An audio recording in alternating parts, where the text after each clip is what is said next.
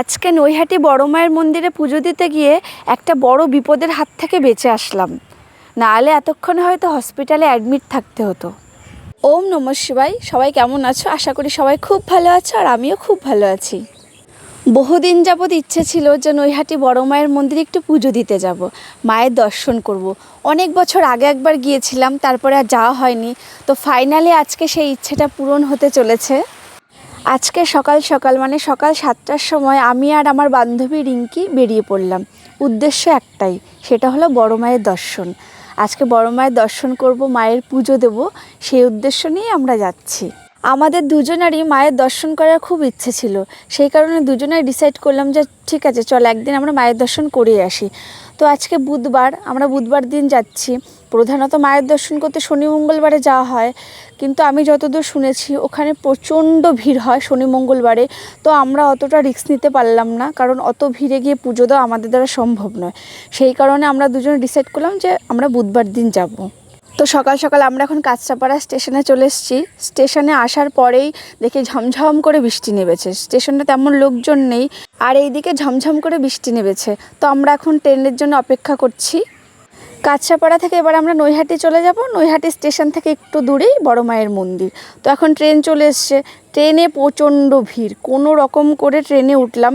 উঠে দেখি মানে ভেতরে দাঁড়ানোর মতো পরিস্থিতি নেই। আজকে আরেকটা ঘটনা ঘটলো। কাঁচরাপাড়া স্টেশনে যেতে যেতেই এমন ঝমঝম করে বৃষ্টি নামলো, আর সাথে সাথে ট্রেনও চলে আসলো। ওই চক্করে আমরা আজকে টিকিটই কাটতে পারলাম না।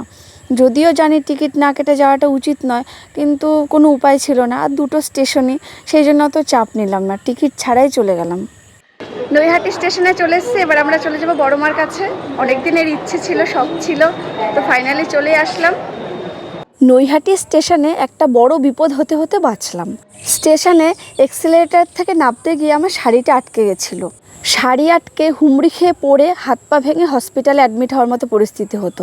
কোনো ক্রমে শাড়িটাকে ছাড়িয়ে নিলাম। সত্যি কথা, বড় মাই তখন বাঁচিয়ে দিল আমাকে, নাহলে যে কী পরিস্থিতি হতো। যাই হোক, ওখান থেকে বেরিয়ে এসে একটু স্বস্তির নিঃশ্বাস নিয়ে এবার বড় মায়ের পুজোর জন্য একটু মালা আর ফুল নিয়ে নিলাম। মালাগুলো কিন্তু ভারী সুন্দর লাগছিল দেখতে। তো যেহেতু আমরা বুধবার দিন পুজো দিতে আসছি, তো সেই কারণে অনেকে আমাকে বলেছে যে বুধবারে কেন যাচ্ছে, সেটা তো শনিবার মঙ্গলবার দিন পুজো দিতে যেতে হয়, এটাই নিয়ম। তো একটা কথাই বলবো, অত নিয়ম টিয়ম বুঝি না বাপু। যেটা মন থেকে ভালো লাগে, যেটা ইচ্ছা হয় সেটাই করি। পুরোটাই মনের ব্যাপার, পুরোটাই বিশ্বাসের ব্যাপার, পুরোটাই ভক্তির ব্যাপার। আমার যতটা ভালো লাগবে, আমার যেমন ভালো লাগবে আমি সেটা করব। তাতে সেটা যতই কষ্টকর হোক না কেন আমি করব। আর যেটা ভালো লাগবে না, ইচ্ছে করবে না, সেটা যতটাই সোজা হোক না কেন আমি করব না, কারণ সেটা আমার মন থেকে সেই বিশ্বাসটা আসবে না বা ভক্তিটা আসবে না। মায়ের এখানে আসবো বলে তার আগে আমি 3 দিন নিরামিষ খেয়ে তারপরে এখানে পুজো দিতে এসেছি।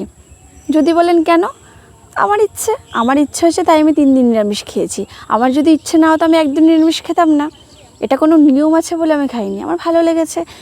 তো পুজো পার্বণ, যে কোনো ভগবানের প্রতি বিশ্বাস আস্থা, এটা সম্পূর্ণ একটা মনের ব্যাপার। যার যতটা মনে চাইবে, যার যতটা সামর্থ্য কোলাবে, সে ততটা করবে। নিয়ম আছে বলেই করতে হবে, নিয়ম নেই বলেই করবে না, তেমন কিন্তু কোনো ব্যাপার নেই। এই যে আমরা চলে এসেছি, এটাই হলো নৈহাটির বড় মায়ের মন্দির। আজকে বুধবার, তারপরেও দেখো এসে কত ভিড়, কত লম্বা লাইন। আমরা কতটা হেঁটে তাই পেছন দিকে যাচ্ছি। তাহলে একবার ভাবো যে শনি মঙ্গলবার দিন তাহলে কত বড় লাইন হয়। তো অত বড় লাইন দিয়ে পুজো দেওয়া অনেকটাই মানে কষ্টকর ব্যাপার। তো আমাদের অতটা সাহসে কোলায়নি, সেই জন্য আমরা আজকে এসেছি। আমরা প্রায় 400-500 লোকের পেছনে লাইন দিয়ে তাই পুজো দিলাম। আমাদের এখানে পৌঁছতে পৌঁছতে বেলা প্রায় 9টার বেশি বেজে গেছে। তো তার অনেক আগে থেকে বহু মানুষ পুজো দিয়েছে, এখনও এই লাইনে আছে, তারপরেও বহু মানুষ পুজো দেবে। প্রতিদিন প্রচুর মানুষের সমাগম হয় এখানে। 100 বছরেরও বেশি পুরনো এই নৈহাটির বড় মায়ের মন্দির। বড় মায়ের মাহাত্ম্য মানুষের মুখে মুখে প্রচার, মানুষের মুখে মুখে ঘোরে। বহু দূর দূরান্ত থেকে বহু ভক্তরা, হাজার হাজার লাখে লাখে ভক্তরা মায়ের পুজো দিতে আসে, মায়ের দর্শন করতে আসে। আগে এই মন্দিরে মায়ের ফটোকেই পুজো করা হতো, কিন্তু 2023 সালে কুষ্টি পাথর দিয়ে মায়ের একটা প্রতিমা তৈরি করে স্থাপন করা হয়। এখন সেই প্রতিমাতেই পুজো দেওয়া হয়। এই পুজোর জন্য হাজারে হাজারে লাখে লাখে ভক্তরা আসে সারা বছর। বিশেষ করে কালী পুজোর সময় যখন মায়ের অনেক বড় একটা প্রতিমা তৈরি করা হয়, সম্ভবত 21 ফুট, সেই প্রতিমা দেখার জন্য তো লাখে লাখে ভক্তের সমাগম হয় ওই 4-5 দিন। নৈহাটি স্টেশনটা দেখলে বোঝা যায় নৈহাটি চত্বরে মানুষের জায়গা দেওয়া যায় না, এত ভক্তের সমাগম হয়। এই হলো আমাদের সকলের প্রিয় বড় মায়ের মূর্তি। এই বড় মাকে দেখার জন্য সবার আগমন এখানে। এই মন্দিরের বাইরে বড় বড় করে লেখা রয়েছে, ধর্ম যার যার, বড় মা সবার। এখানে কারো কোনো ভেদাভেদ করা হয় না, প্রতিটা মানুষ এখানে আসতে পারে, প্রতিটা মানুষের জন্য বড় মায়ের দরজা খোলা রয়েছে। আসলে দেখতে গেলে প্রতিটা মানুষের জীবনে বহু সমস্যা রয়েছে, প্রতিটা মানুষের সমস্যায় জর্জরিত। আমরা মানুষ খুব নিরুপায়, অসহায়। সেই অসহায়ত্ব কাটানোর জন্যই আমরা ভগবানের কাছে ছুটে যাই। সেই সমস্যাগুলো থেকে বেরিয়ে আসার জন্য আমাদের মাথার উপরে কারো একটা হাতের প্রয়োজন হয়, সেই জন্য আমরা ভগবানকে খুঁজি। আর ভগবানকে পাওয়ার জন্য অ্যাকচুয়ালি মন্দিরে যাওয়ার প্রয়োজন হয় না, এক মনে নিষ্ঠা করে বাড়িতে বসে ভগবানকে, ঈশ্বরকে ডাকলেই ঈশ্বরকে পাওয়া যায়। আর যতদূর এই আড়ম্বরের কথা, যতদূর এই পূজা পার্বণ বিলাসিতার কথা, ভোগের কথা, পুরো বিশ্বটাই যার, পুরো বিশ্বের যিনি সৃষ্টিকর্তা, তাকে আমরা কি খেতে দেব? তার কি আর খাবারের অভাব আছে? তো তার এত কিছু আড়ম্বরের প্রয়োজন পড়ে না, তাকে মন থেকে ডাকলেই তিনি সন্তুষ্ট। তো যাই হোক, আমরা হলাম খুবই তুচ্ছ প্রাণী, মায়ের দর্শন করার ভীষণ ইচ্ছে ছিল, সেই কারণে ছুটে গেলাম মায়ের কাছে। তো মায়ের পুজো দেওয়ার পরে পাশে একটা ভোলেনাথের মন্দির ছিল, তো সেখানে একটু ভোলেনাথের দর্শন করে নিলাম, বাবারও একটু পুজো দিয়ে নিলাম, মনটা আরও সন্তুষ্ট হয়ে গেল। তো ফাইনালি আমরা আমাদের পুজো শেষ করলাম। এবার এই ঠাকুমাকে একটু প্রসাদ দিয়ে দিলাম, আর আমরাও একটু প্রসাদ খেয়ে আমাদের উপোসটা ভাঙলাম। এবার আমরা চলে যাচ্ছি আমাদের জুতোর কাছে, মানে আমরা একটা দোকানে আমাদের জুতো রেখে এসেছি, সেখানে গিয়ে আমরা জুতোটা নিয়ে নেব। এই যে এই দোকান থেকে আমি বড় মায়ের একটা ছবি নিলাম, ছবিটা সত্যি খুবই সুন্দর, তো ছোট ছবি একটা নিলাম। পুজো দিয়ে এসছে, এখন ঝিরিঝিরি বৃষ্টি পড়ছে, সেই কারণে একটা দোকানে এসে বসলাম। এই দোকানে আমরা জুতো রেখে গেছি, এই দোকানটা এসে বসেছি। এখন বাইরে ঝিরিঝিরি বৃষ্টি পড়ছে, এখন তো আমরা বেরোতে পারবো না, একটু পরেই বেরোবো। আর এদিকে বৃষ্টি শেষ হতে হতেই পুরো খা খা করে রোদ উঠেছে, মানে একদম তাকানো যাচ্ছে না এত রোদ। এবার আমাদের খুব খিদেও পেয়েছে, তো আশেপাশে খাওয়ার মতো তেমন কিছুই নেই, তো আমরা একটা চায়ের দোকানে চলে আসলাম চা খেতে। ভীষণ খিদে পেয়েছে, আর থাকা যাচ্ছে না।